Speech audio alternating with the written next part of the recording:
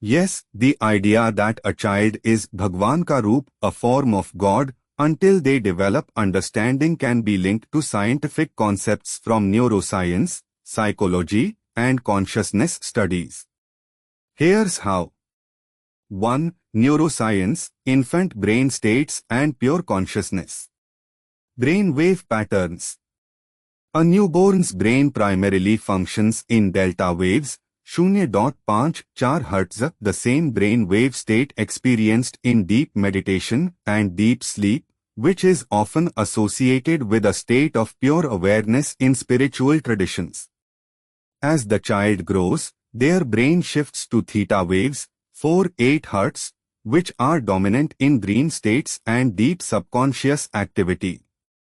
These states are linked to higher intuition and creativity, similar to the so-called divine state in deep meditation. Only after a few years does the brain start developing alpha and beta waves, which are associated with logical thinking, analysis, and ego formation. Lack of ego development, default mode network (DMN). The default mode network (DMN) in the brain, which is responsible for self-referential thinking and ego, is underdeveloped in infants. This means that a child does not have a strong sense of I or separation from the world, much like how spiritual enlightenment is described as the dissolution of ego. 2. Psychology, the state of innocence and non-judgment. Jean Piaget's theory of cognitive development. Piaget, a famous psychologist, proposed that children in their early years, sensorimotor preoperational stages, do not judge or analyze reality in a complex way. They live in a state of direct experience, much like the childlike mind that spiritual traditions say is required to experience divinity. Mirror neurons compassion. Infants have highly active mirror neurons, which allow them to feel and absorb emotions without bias.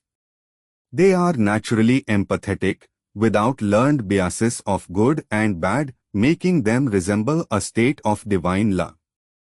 Teen consciousness studies spiritual parallels.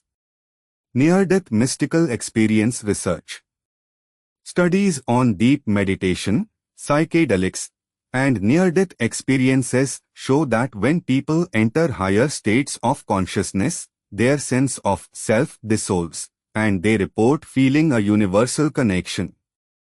This is exactly how a child perceives the world before their identity fully forms, without separation or attachment.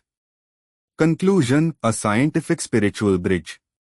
A child's brain activity, lack of ego, and pure state of awareness match what spiritual traditions describe as divine consciousness.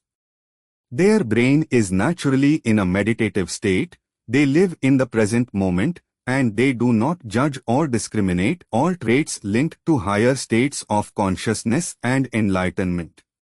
So, when it is said that a child is Bhagwan ka Roop until they understand the world, it is not just poetic, it reflects real neuroscientific and psychological truths about human consciousness.